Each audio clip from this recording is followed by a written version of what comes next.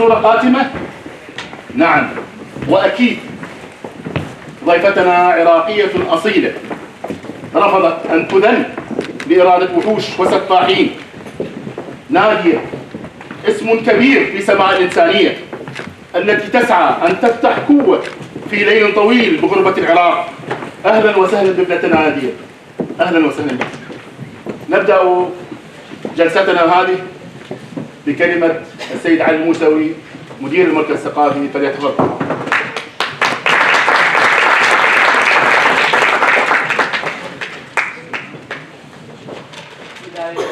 مساء والسلام عليكم ورحمة الله وبركاته. بيشي هموك بيجي اسيبار خير وخير هاتنا وهموكاتكم. نادية مراد هي واحدة من الناجيات من قبضة عصابات داعش. خشكا نادية ذاك نادية أو يكشوان ضحية كالدستة داعش دبو. يعني النساء اللواتي تقاسمن المعاناة، والمعاناة هي نفسها التي جرت على المسلمات والمسيحيات والأيزيديات.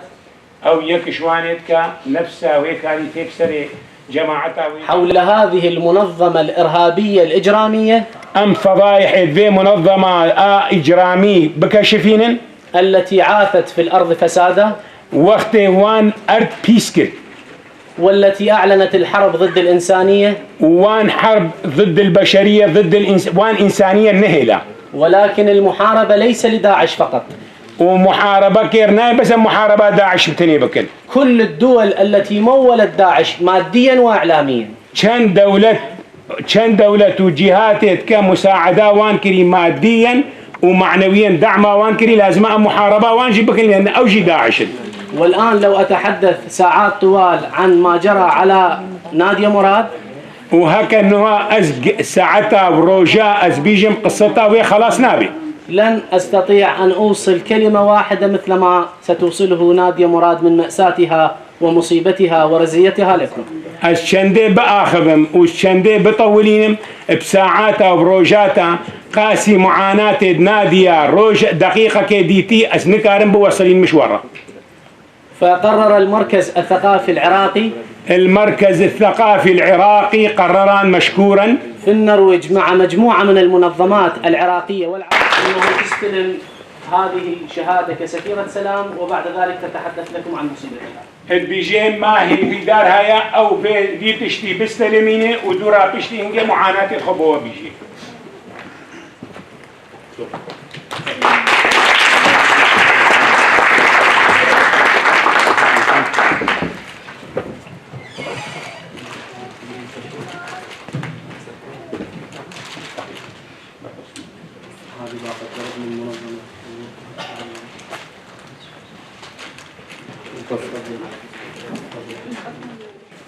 مرة ثانية مساء الخير على الجميع، وأشكر كل الحضور.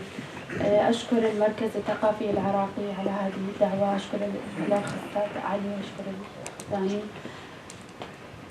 اليوم راح أتكلم ليس فقط باسم نادية. من أتكلم ما تسمعون صوت نادية بس، تسمعوا صوت آلاف البنات اللي تم سبيهم تحت سيطرة داعش التي كانت تسمي نفسها بالدولة الإسلامية. بل تسمعوا صوت آلاف الأطفال الذين فقدوا آبائهم يعيشون دون أهل في المخيمات. بل تسمعوا صوت ملايين النازحين من جميع المجتمعات في العراق وفي سوريا. أنا واحدة من آلاف الناجيات الإيزيديات الذين تم أخذهم في 3 آب 2014. قتلوا الآلاف من اليزيديين أول ما هاجموا سنجار، وأخذوا الآلاف من النساء، وفي خلال ساعتين فقط قتلوا أكثر من 700 شخص من قريتي، قرية كوجو. من أخذونا على المقرات داعش في الموصل وفي تل أحفر وفي الحمدانية وفي سوريا في الرقة والشدادية وغيرهم من المناطق اللي تحت سيطرة داعش. كل بيت لداعش وكل مقر لداعش كان به بنات اليزيديين.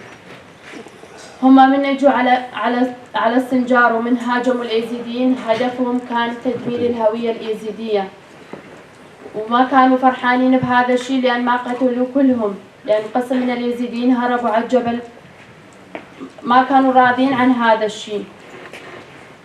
هناك الكثير من الناس في العراق وفي سوريا راحت ضحايا داعش، وقتلوا الكثير من الأبرياء، ولكن في كل مكان شفت أي منطقة أو أي بيت اللي كان تحت سيطرة داعش ما شفت أي بنت أو طفل من أي دين آخر غير الإيزيديين. كانوا يعتبرون ناس سبايا، هم أخذونا ليس للزواج الشرعي، ما كانوا حتى الزواج ما أخذون النساء الإيزيديات زواج، ما أخذونا سبايا للبيع وللإيجار، وكانوا يتبادلون بيناتهم بالبنات. لحد هذه اللحظة من أقولكم كانوا يأخذونا، يعني من أخذونا، ولكن ما كانت شيء كانت وصارت. لحد هذه اللحظة مستمرة بحق البنات. مئات الأطفال في معسكرات داعش في سوريا يدربون على نفس شغلهم، شغل داعش، حتى بالمستقبل يصيرون إرهابيين يفعلون مثلهم. لحد هذه اللحظة ما تحررت بنية إيزيدية من أي طرف، من أي مساعدة.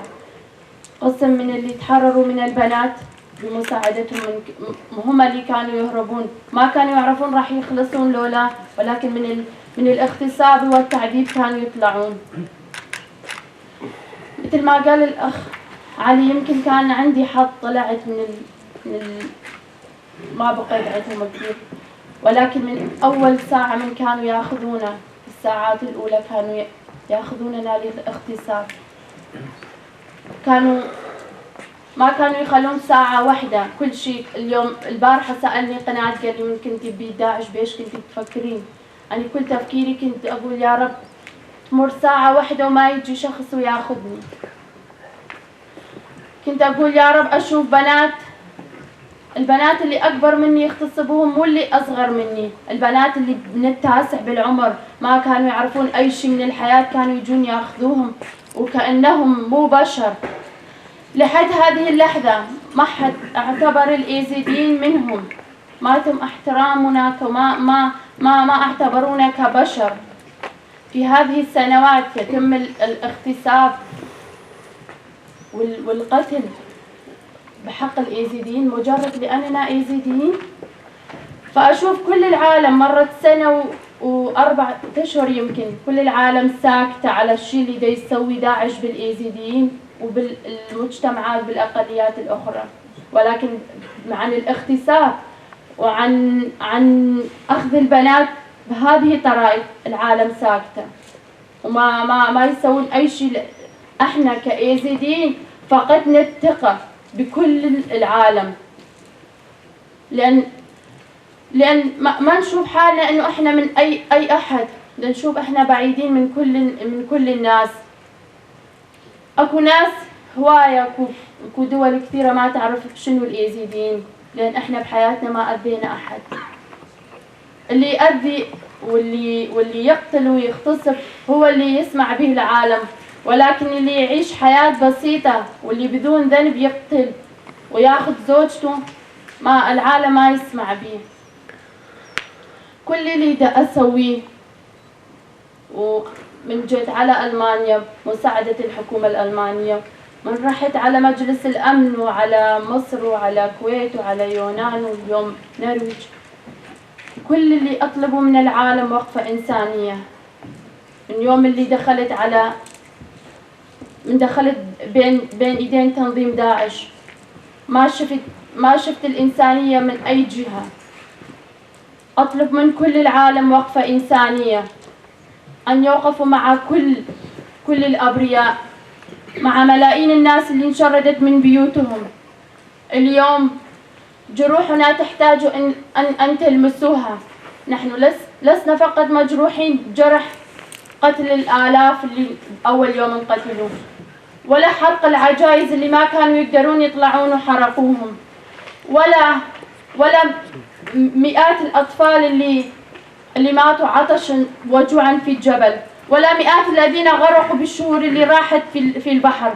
احنا جرحنا جرح الشرف، فقدنا شرفنا وكرامتنا، وهذا أهم شيء عند الإنسان الإيزيدي.